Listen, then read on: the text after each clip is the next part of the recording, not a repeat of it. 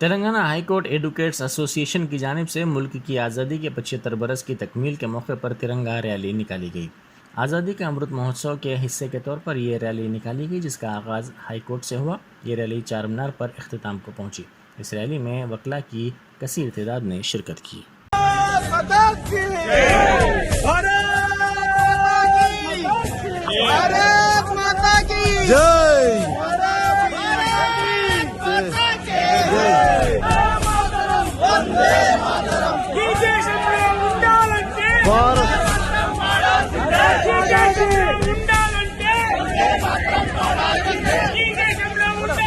వందే మాతరం పాడాలని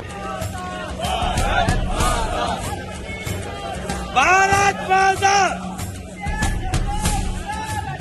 వందే మాతరం పాడాలంటే వందే మాతరం జై జై భారత్